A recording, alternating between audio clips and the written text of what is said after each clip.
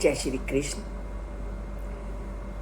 श्री कृष्ण ने जब सत्व, रजस और तमस तीनों गुणों का वर्णन किया और संसार में तीनों गुणों वाले व्यक्तियों का वर्णन किया, तो उन्हें लगा कि अभी अर्जुन के मन में कुछ और भी जिज्ञासाएं हैं। और ये बात परमपिता परमात्मा सबके अंतर्मन को जानने वाले जान गए। इसलिए जैसे ही उन्होंने तीनों गुणों के स्वरूप को वर्णन किया, तो उसी वक्त अर्जुन बोल उठे कि हे परमपिता परमात्मा, मुझे बताओ कि आपने जिन तीन गुणों का वर्णन किया है, मैं उन तीन गुणों वाले व्यक्ति की पहचान क्या है। उन्होंने तीन प्रश्न पूछे थे कि वो तीन गुणों वाले व्यक्ति की पहचान क्या है, उनके लक्षण क्या हैं, और ये जो तीन गुण आपने बताए, व्यक्ति कैसे इन तीनों गुणों से ऊपर उठ सकता है। तो एक एक करके अर्जुन के पहले दो प्रश्नों का उत्तर तो श्री कृष्ण ने दे दिया कि जो तीनों गुणों वाला व्यक्ति कैसा होता है, कैसे वो सबके साथ व्यवहार करता है, उसका लक्षण क्या है, जो अभी तक हमने जाना कि जो तीनों गुणों से रहित है व्यक्ति, वो कैसा होता है, और तीनों गुणों को वो पार कैसे करता है, उसका वर्णन वो आज के श्लोक में करते हैं। और वो कहते हैं, माम चा यो अव्यभिचारिणी भक्ति योगेन सेवते सा गुणान समातीते एतान ब्रह्म भूय प्रकल्पते।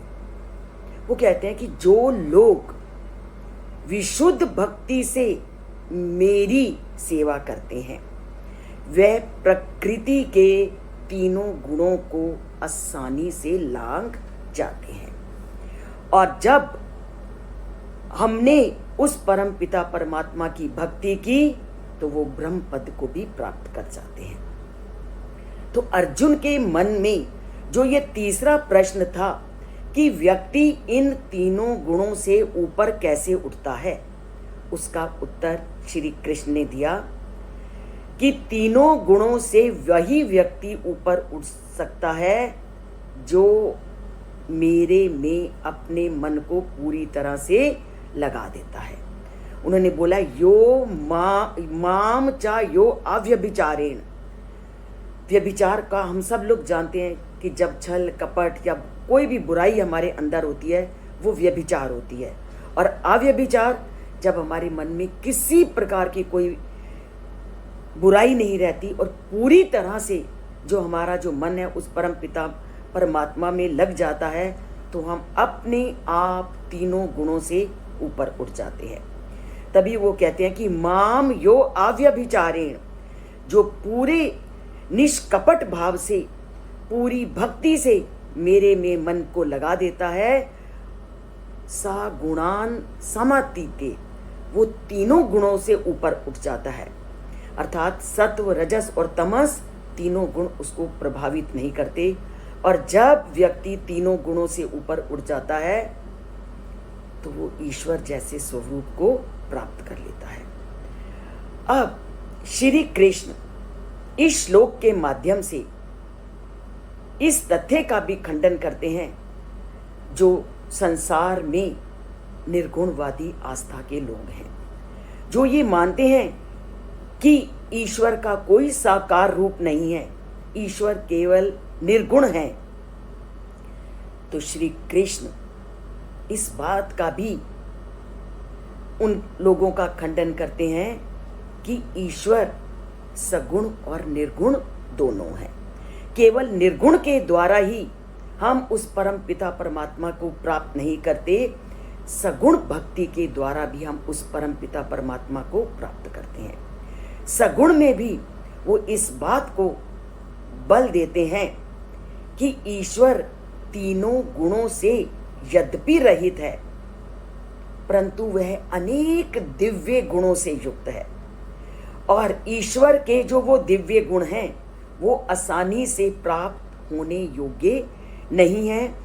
ईश्वर के जो वो दिव्य गुण व्यक्ति को तभी प्राप्त होंगे जब वह भक्ति के माध्यम से उसको प्राप्त करने का प्रयत्न करेगा।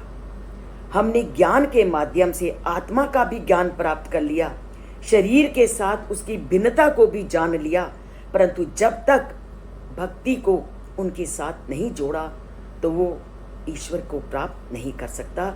इसलिए इस श्लोक में उन्होंने कहा भक्ति योगेन सेवते, कि चाहे तुम आत्मा के ज्ञान को प्राप्त कर लो, चाहे उससे मेरी गुणों से मेरी भिन्नता के बारे में जान जाओ, परंतु मुझे प्राप्त करने के लिए भक्ति का सहारा बहुत जरूरी है।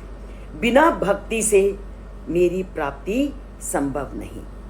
तो ईश्वर को प्राप्त करने के लिए ज्ञान के साथ साथ, गुणों से ऊपर उठने के साथ साथ भक्ति को सहारा लेना भी, भक्ति को अपनाना भी बहुत जरूरी है, क्योंकि बिना भक्ति के उस परमात्मा की प्राप्ति नहीं हो सकती। मीराबाई ने अगर श्री कृष्ण को पाया है तो भक्ति के माध्यम से। चैतन्य महाप्रभु ने उस परमात्मा के साथ जो अपना संबंध जोड़ा है भक्ति के माध्यम से। ज्ञान भी उसकी प्राप्ति का साधन है, परंतु इन सब के साथ साथ भक्ति का होना जरूरी है। हम ज्ञान प्राप्त कर लेते हैं, अगर ज्ञान के साथ भक्ति नहीं होती तो व्यक्ति में हमेशा अहंकार हावी हो जाता है, और जहां व्यक्ति में अहंकार हावी हो जाता है तो उसका ज्ञान भी उस समय समाप्त हो जाता है। इसलिए श्री कृष्ण ज्ञान के साथ साथ भक्ति को भी अपनाने के लिए लोगों को आग्रह करते हैं कि भक्ति ही व्यक्ति में नम्रता को उत्पन्न करती है। इसलिए ज्ञान के साथ साथ हमेशा भक्ति को जानो, भक्ति के स्वरूप को पहचानो और उस परमात्मा के साथ अपना नाता जोड़ो। तो आज से केवल हमने ज्ञान ही प्राप्त नहीं करना, ज्ञान के साथ उस परम पिता परमात्मा के प्रति भक्ति, आस्था, श्रद्धा को रखना भी बहुत जरूरी है। श्रद्धा आपको कठिन से कठिन परिस्थिति में आपको पार लगाती है, ये 100% सत्य है। आप एक बार श्रद्धा और विश्वास पूर्ण भक्ति का सहारा लेकर के देखिए, आपके सभी लक्ष्य अपने आप पूरे होंगे। अपनाते हैं आज से श्रद्धा और भक्ति को, और उस पर विश्वास रख के, उस परम पिता परमात्मा में आस्था रख के, और इसके लिए हम उनके श्लोकों को पढ़ते हैं, उसके अर्थों को समझते हैं और उनके प्रति अपनी भक्ति को प्रकट करने के लिए चैनल से जुड़ते हैं। अगर चैनल को हमने सब्सक्राइब नहीं किया और लाइक का बटन दबाते हैं।